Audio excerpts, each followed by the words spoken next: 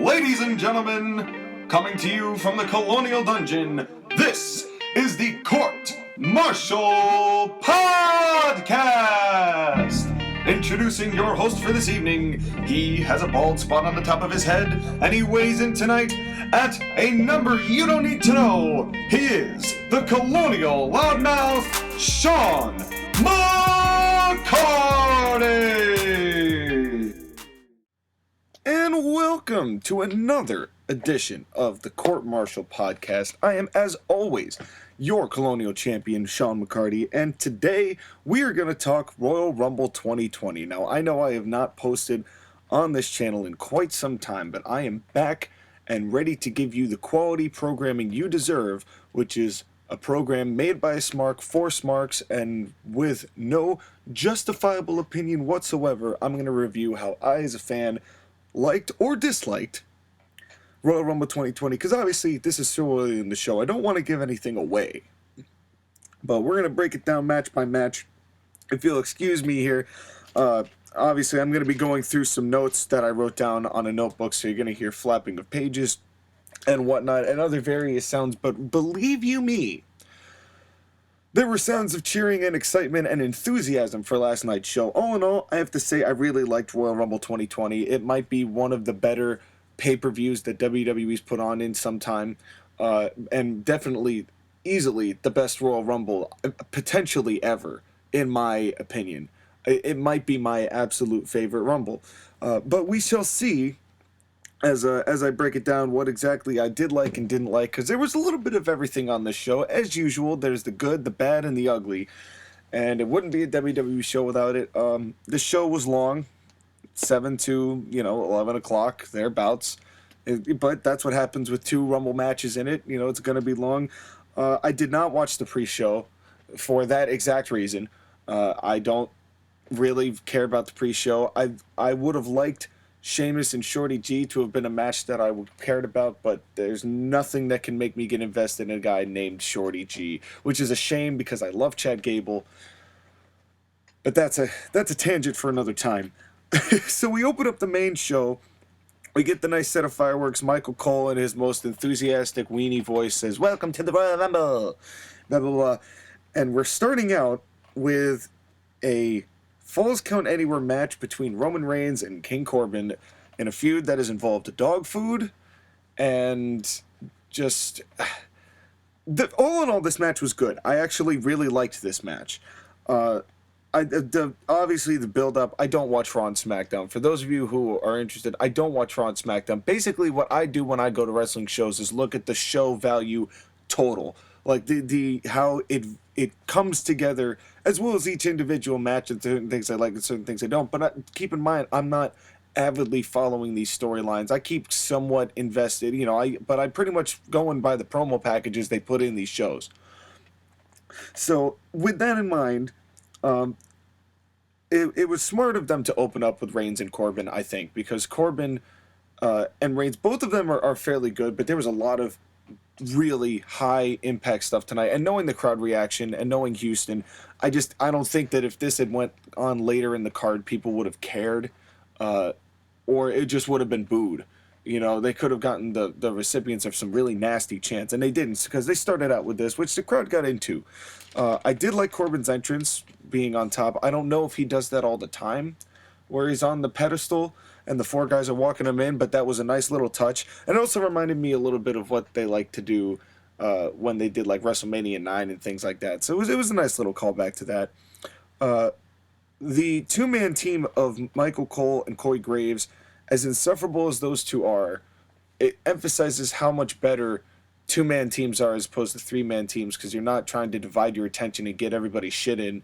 You can actually work better with a one-on-one chemistry than two. I do really like those two just as the two. It's still cringy. Don't get me wrong. Commentary in WWE is easily one of their weakest points. It's still cringy. But with that said, I thought these two did a good job. There's only a certain few things that I didn't care for. I wish that when they were doing all their shit to the outside, right? Because they start in the ring, they do go a little back and forth. Then Corbin hits two choke slams, one on the German announce table and then one on the Spanish announce table that breaks the Spanish announce table, which was great. And then they get him up, and he's walking him over to like the whole row where all the other announce tables are, where they do when they do that big row and make all the different languages say their two pieces. And Roman Reigns puts Corbin through two tables. But what was weird is as Corbin was bringing Roman Reigns over to that spot, he was just kind of carrying him instead of like he wasn't throwing any punches. He was just kind of like walking Roman Reigns over there. And I just wish that there was a little more make it look athletic contest, make it look like a fight by continuing to fight him and continuing to damage him. You wouldn't just carry your opponent over, even if you had a good idea. You'd still want to keep him down and make sure he wasn't making a comeback. So I don't know why he didn't throw punches there. It would have really helped the whole feel of the match. Because as this match went on, my whole thing was that the match went on and the emphasis kind of got lost from Roman Reigns and Baron Corbin, and and as a result, I think this match could have been so much better in a way. It was still good, but when the table spot went in, what I really liked was the guys who do the Mandarin, who speak Mandarin Chinese. I forget their names. Excuse me. I forget their names. But the two at the very end of the table that they always keep at the very end of the table really sold up the intensity well. And I really actually, it added to the moment. And I loved it. And I love that kind of enthusiasm. If we don't get it from our English commentators, it's nice to see that somewhere's getting that. Anyway, moving on, they go through the things, and then there's the ruse where Robert Roode and Dolph Ziggler come in to help Roman Reigns, and then the Usos, and then this just like devolves into a whole thing. And then the camera focuses more on the Usos and Roode and Ziggler than they do on Roman Reigns and Baron Corbin, who are the whole focus of the match. So then it's like, oh, well, then who cares about the two people actually fighting, which, as a match, which with magnitude like a Falls Count Anywhere match, don't you want the emphasis to be on the two of them? Even if they're down in selling, cut back to them every now and then. You know, keep the people reminded exactly who's fighting here. And so they do a bunch of stuff where they're just setting things up, and it's obvious dialogue, and it's I didn't really care for this stuff. I mean, yeah, the spots were cool, but I'm a lot harder sold on spots than I used to be. Because I'm looking for storytelling and I'm looking for little fun bits like that, which there was plenty of in this Rumble. In this Rumble thing. And then the porta potty thing, straight out of Vince McMahon's mind. It's just and then if you're gonna do the porta potty spot and then nothing, he comes out clean. There was no liquid, there was no fluid, there was no anything that would suggest that there was anything in those porta potties. There was only one of them wheeled out. And then Corbin comes out squeaky clean, so he's either Mr. Clean of Arm & Hammer fame, or that was completely contrived and set up, and WWE really should be focusing more on the little details like that rather than letting them go by the wayside, because fans will catch that and feel like their intelligence is being insulted. Like, oh, they just went over a dumpster, but he just came out clean. Really? And that really soured me on the rest of this match. I just hate the poo humor. I just think it's not necessary, especially when it's done badly. There wasn't even, it was poo humor without any poo because they can't do it because they've got shareholders. So then why put the spot in the match in the first place? For a match that was supposed to have these high stakes as a Falls Count Anywhere match with high magnitude. It's just, I don't get it. And so then Roman Reigns goes and hits Baron Corbin with the spear, 1, 2, 3, that's it. And Roman Reigns is not getting booed as much, which is nice. But you could tell people started to want to, especially in the Rumble, which we'll get to. But it was, this match was fine. It could have taken a few things out of it, and I would have been even happier with it, especially for how long the show is. You could have taken out the whole thing with the Usos and Roode and Ziggler, or at least if you're going to do that, make it concentrated a little bit. But you could definitely take out this toilet spot, and it's 100 times better in my eyes. But it got the crowd kind of hot. The crowd were into it. That's what really counts.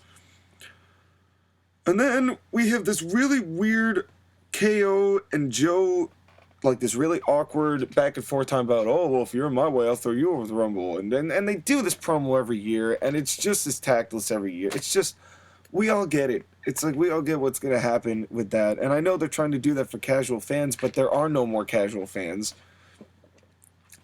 And really, if you really wanted to push their relationship, you got to have them actually doing stuff together more than 15 seconds in the Rumble. We'll get to that. And I don't mean to sound like I didn't like this Rumble, or didn't like that Reigns Corbin match, because I did. They told a good story, but it was just, there was some parts of it I just could have refined. And then there's this weird KO Joe transition, which then went to a Fire and Desire interview as Kevin is talking still into the camera, and that was just awkward. Then there's this, like, also awkward Fire and Desire interview where Sonya Deville says, "Oh, I love my partner, so I'll go off the top rope for her," which is also weird, because why wouldn't you want to win it for yourself? It's a women's title match. Then what are you even doing here? If the overall goal of every athlete in the business is to win the top championship, and that is the overall driving force behind you, why would you say, "Oh, even though my friendship is too strong"? It's like, you say that, but you know that that's not true. And then comes this women's Rumble, and this is a lot to unpack here. And the first thing is, Jerry Lawler is going to be Jerry Lawler. I'm not defending the guy, but man, he said some stuff in this Rumble that was just funny because it's Jerry, but I could see why people would think it's tasteless, because he's just being like the creepy old man. But it's Jerry Lawler. That's been his gimmick for years now. But Jerry said something along the lines of, this is a 30 women in women's Rumble, which is about as close as it gets, in my eyes, to heaven. And he's not talking about the actual women's athletics, but it was still funny. And then Corey said something like, when I believe it was Bianca Belair comes out, right at the beginning of that, and the first two with being Bianca Belair and Alexa Bliss was a great pairing. I really wish that they had lasted longer in this Rumble, both Alexa Bliss and Bianca Belair. But in any case, but then Corey says, "Oh well, some people might not have had the exposure to them, because they've maybe never seen Bianca Belair before," which of course is true. But he said it in a way where it's like, you do know that he made it seem like they weren't on TV, but NXT's had a show on TV since October. So it's like, Corey, you do know that NXT has its own show, and it does have its own fan base. But in any event, that's more me just shitting on the commentary, because that's a fun thing to do. I really like I like that kind of stuff. So in any case, then we have the Mighty Molly coming in, which was a nice little nod to the Attitude Era, her coming out to the Hurricanes music. Of course, Shane Helms is a producer and in WWE, so it was really nice. And it was nice seeing Molly. And Molly looks great. I mean, you want to talk about returns, Molly could easily have a comeback return. She looked great in there. I'm sure if they really wanted to, and especially as a way of getting some of these other women over, I'm sure that Mighty Molly would really be a nice addition to that. And then Corey, as usual, being a perv about Mandy Rose when he's got Carmella. So I don't know what he's complaining about, and it's like just annoying at this point. I did like the save by Otis. That was fun. I've been enjoying this Otis deal with him and Mandy Rose. I don't know where it's going, but seeing just some of the viral things on that and on WWE's Instagram and things like that, it's not like I don't keep up.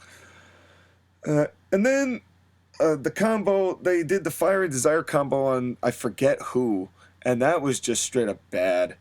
And this Rumble, I was really kind of grasping at straws to find stuff to talk about, because it was, I say that, but it was, at the first part, I thought the Bianca Belair looked great. What a hell of an endorsement by WWE to get her 8 eliminations in that one Rumble, to really make her seem dominant. Alexa Bliss obviously looked fantastic.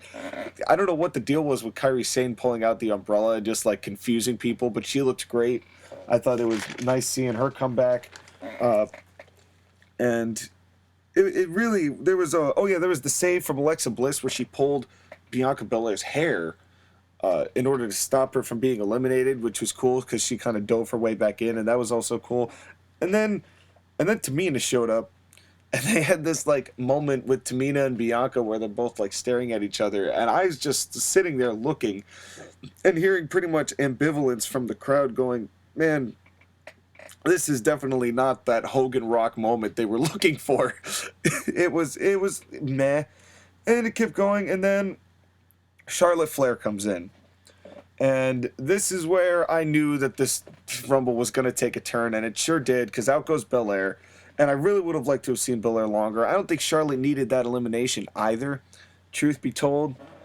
But and then Kelly came out and did a stink face, and Jerry Lawler's pants grew 3 times their size.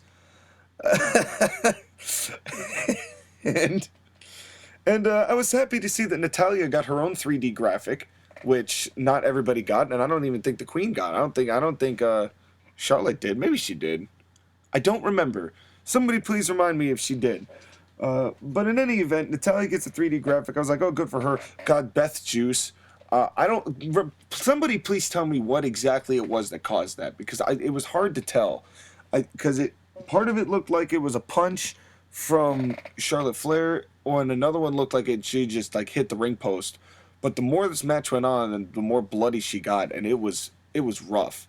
I mean, it was kind of tough to watch, but it was great because she just kept going and going and going. And I'm like, you gotta have mad respect for Beth Phoenix for what she did, and that's why Juice really does add to intensity of matches and really does enhance a story. This match would not have been as good with Beth in the final 3 without Beth having that blood on her hair. I don't think. But man, it was something else. And then came out Santina Marella. Okay, I laughed at this when it happened because I was stunned. As usual, when they do shit like this, I was stunned that they actually went through with it and they actually did it. Santina comes into the ring. He's gained about 28 to 30 pounds since we saw Santina last. Has definitely got more of a gut. Santina has not been on the same workout regimen as women like Beth Phoenix and Natalya. So he hits himself with the Cobra and jumps out of the ring, and that was that, and they just kept going. And it was just like, why? It was like, why add the goofiness in the middle of badassery? Because you have the hair with Beth Phoenix knocking all that down, then the goofiness, and then Shayna Baszler comes in and cleans house and knocks 7 people out immediately. And then it gets down, Beth Phoenix eliminates Natalya kind of in payback for a couple Rumbles ago, and then Charlotte wins. And I wrote down here on my notes, just sigh. I just had to sigh. It was just,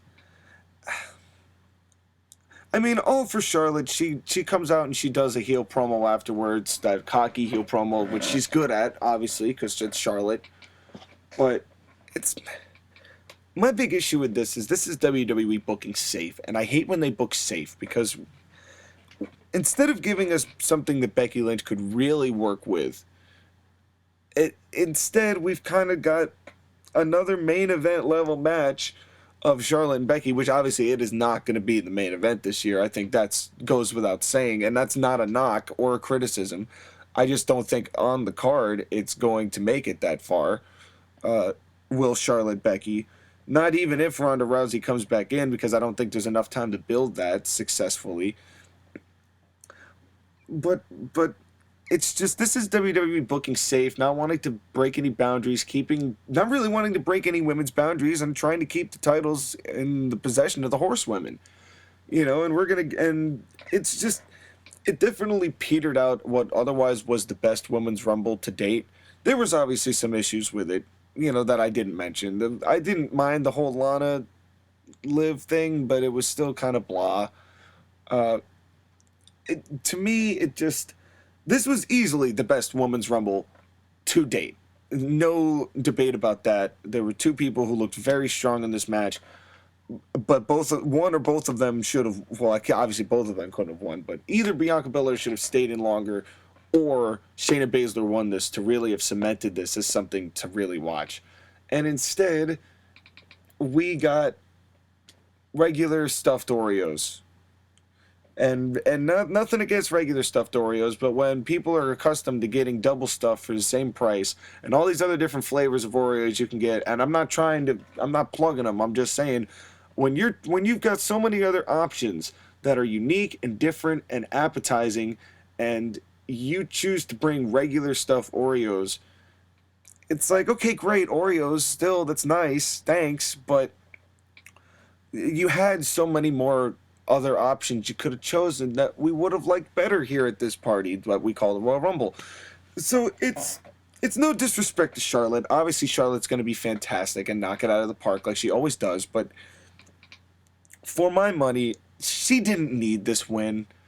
It was just safe booking by WWE, and considering what they were going to do later on in the night, it all in all feels like they could have really cemented this pay-per-view as one of the best they've ever had, hands down, by making this an unpredicted winner or a different winner than Charlotte. And it is what it is. Still a great Rumble, but definitely a lot. It was definitely a lot, and it will be memorable for whatever reasons it's memorable for. Then we have Bayley and Lacey, which definitely is the bathroom break match. I didn't really have much to say about this match, even less. The crowd didn't really care. For whatever reason, they like doing this with the SmackDown Women's Championships. I've noticed they like putting the SmackDown Women's title in this position where they're trying to win back a crowd that is deflated and going to get snacks. And you could really tell that this was in Houston because the audience is really gassed. I mean, the audience was really, really gassed.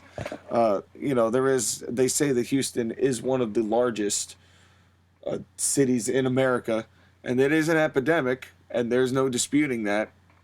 But there was definitely a lot of, it took until pretty much the end of Daniel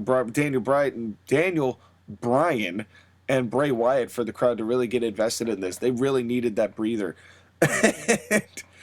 And anyway, I'm really getting sick of these title introductions. I know that you do them to make the match seem more gravitas, but it just, to me, I like matches when there really seems to be an importance to have a bitter feud, to have the matches start hot. And it's an interesting dynamic because I went to an indie show the day before, and there was one match that had a collar and elbow tie-up. One. Uno. And it's like something that I love, and and it's something I like, having standard stuff like that. But when you don't need to have every match start hot, but you need to have some separation between, and especially when they do that with both the SmackDown Women's and the Raw Women's and the Universal and the WWE Championship. I feel like for some of those, you could even for any of those four, you can stop doing the title introductions, especially for matches that are like supposed to be Hell in a Cell and these big, really vendetta-filled matches. Adding that seems to decrease the level of big fights sometimes, in my most humble and unwarranted opinion. So this match was kind of blah. It was Kevin Dunn made a really long extreme wide shot at one point in this match, to the point where we were basically watching the match from the monitor in Houston, which is a whole level of television inception. Lacey got some reaction as babyface. I mean, she's definitely got something, but I think that one thing that she doesn't need to be doing, and I noticed this very, very quickly when she did it, she tried to do a springboard with Bayley, and she missed the ropes, and she landed awkwardly, and instead kind of rolled around and I think just hit her like with an elbow or something like that. But it just reminded me that for someone like a Southern Belle, she doesn't need to be on the top rope. She doesn't need to be doing that kind of stuff. The Southern Belle, to me, if she was going to be a fighter and a tough fighter, she wouldn't be flying through the air. She'd be grounding and pounding and really outperforming, out wrestling people. And whether she's green or not, I feel like a spot like that is just unnecessary for people like her, and there needs to be some people not doing those things to separate themselves. Otherwise, everyone's doing exactly the same thing to everybody, and nobody looks any different than anybody else, and that's always a big problem, especially with new talent. And with Lacey Evans, I feel like she would be much more separated and noticed if she could find a way to keep everything on a more grounded base and to really use what she's got, which is, the whole women's right with the right hand and all that. She doesn't need the top rope. I don't think that was a necessary spot. And the match, I mean, obviously the feud's not over from that finish. It was a meh match and the crowd didn't care. And these ladies tried. Obviously, these ladies tried hard, but it just didn't do it for me. And it didn't do it for Houston either. So, moving right along, then we get to the Universal Championship. Daniel Bryan versus Bray Wyatt in a strap match, arguably the best strap match that WWE has ever had. The promo package before this was terrific.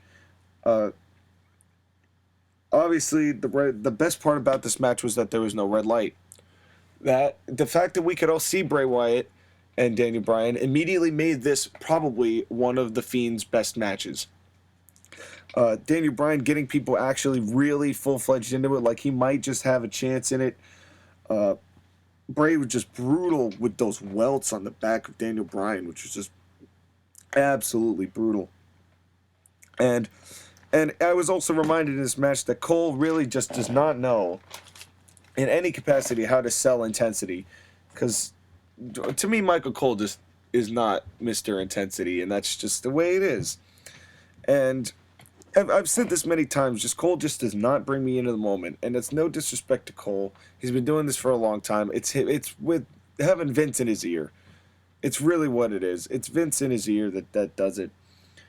And there was great false finishes with this, but the only thing that I didn't really care for in this one was that they were doing that rope submission, and they had the strap match, but there still should be at least, I guess maybe not, there wouldn't be rope breaks in that. It didn't seem like that was very clear, but I guess there aren't any rope breaks in that, but they couldn't get a tap out on that, so they did that double submission thing on the top rope. And I wrote down that they should have been disqualified, but I guess realized just in the sense of a strap match that I guess would allot that to be no disqualification. Because if they did do a disqualification of the strap match, I think people would take great umbrage with that. But, God, what a match. I thought that this was fantastic.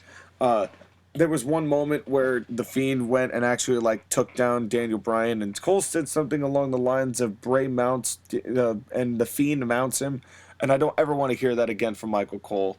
Again, commentary.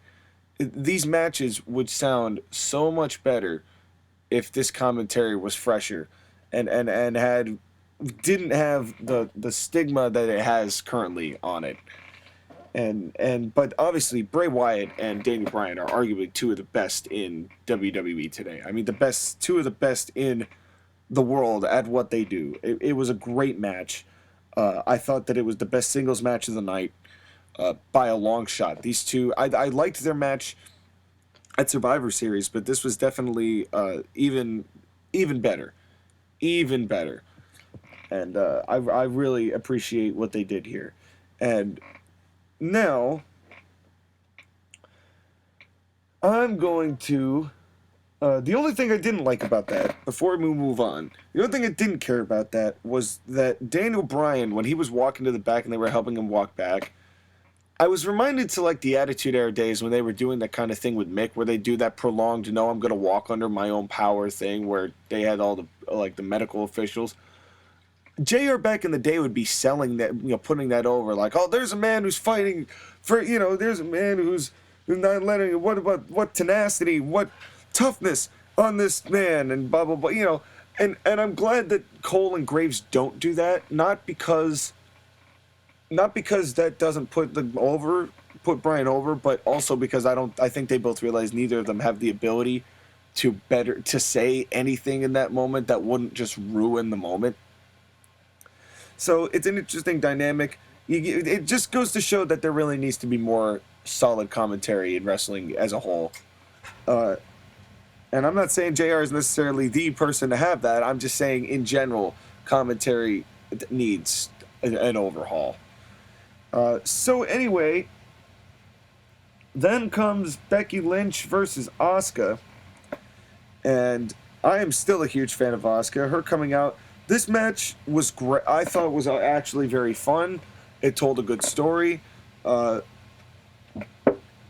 coming back, these back and forths. That top rope rock bottom was awesome.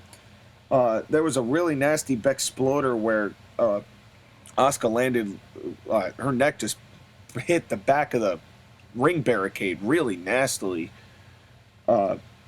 It was not a good look, and it was really nasty. There was also that inverted suplex face bump that Asuka took, which was also great. I mean, top to bottom, these ladies put in a hell of an effort. Was it the match that it was last year? No, but it was also a different story than it was last year, and I really did appreciate the work that they put in for this, because it was very fun to watch. I really did enjoy it from every facet. And then, as if I wasn't having a good time, and after the first 3 matches, this show really did pick up. Because then comes the Men's Rumble. And the Men's Rumble, here, we've got quite a lot to unfold here in the Men's Rumble as well. But we're going to try and get it done as quickly as we can here. I'm not going to go through every walk-in. That's not really how I do this. I kind of just talk about the reactions I had in the moment. So when I do these reviews, just understand that that's mostly what I'm going to do, is just talk about reactions. This is not the place you're going to get a lot of what should they do from here and blah, blah, blah. It might do little things about the night, but in any event, here comes the Men's Rumble, and Brock Lesnar coming in first. This was really a tale of 2 Rumbles, and both Rumbles were absolutely fantastic. Brock Lesnar deserves an Oscar. He was just a fantastic the whole time. Elias is still kind of fun. He's doing. I like the name of the song, "Sacrificial Lamb." That was very nice touch. And then Brock just having enough of it and just taking him out. That was great. I was confused why Booker T was there.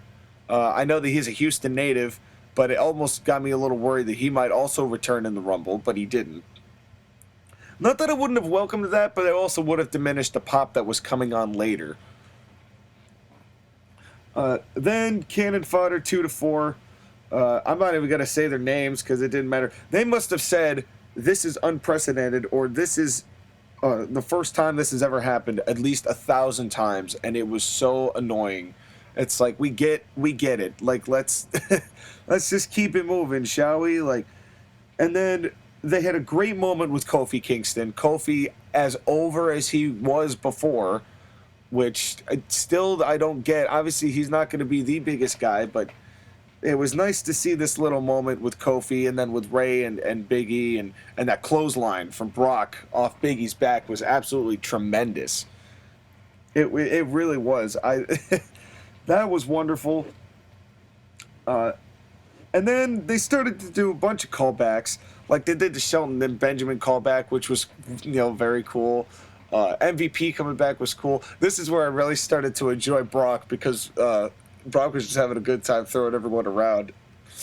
And he, when MVP's coming out, and you could see Brock Lesnar dancing to the music, he was actually just really enjoying the music, having a great time. MVP comes in, he gets thrown over by Lesnar. Then Shelton Benjamin comes in, and they do the big whole hug with the Minnesota Wrecking Crew, and let's get him down. And that was also a nice little moment, nice little nod to the Smarks as well. And then tossing him over, which is great. And then my favorite, which was when Keith Lee comes in, and the look on Brock's face was actually fantastic. And he looks and he goes, "Oh, big boy, big old boy." And him and Keith Lee have this great little moment. And then Keith Lee gets the better of it, which is great. That's a hell of an endorsement as well. Then comes Braun Strowman, and then those two end up going at it. And then Brock eliminates them both. But still, it was a fun moment for Keith Lee. And then comes Ricochet, who, and really, after seeing so many people fight Brock Lesnar, and especially so many little guys, Ricochet, what the hell were you thinking? I know your whole thing is going up to the top and doing a big old splash, but you ought to know better than that. You ought to know better than to use that as your opening move. But Ricochet got the better of it at the end of the day, because in comes Drew McIntyre, a low blow, the best Claymore kick that he's ever given, and the pop of the night. As Drew McIntyre eliminated Brock Lesnar, And that was what a hell of a pop. That was such an incredible moment. And it really was great. Obviously, the endorsement of Drew McIntyre just in this moment alone was huge. And then uh, and then it takes a few more pieces of cannon fodder to take out a couple more guys for Drew McIntyre just to make him look strong. And then came Edge. And then came Edge. And I've been a fan since I was 4 years old. It's 23 years now.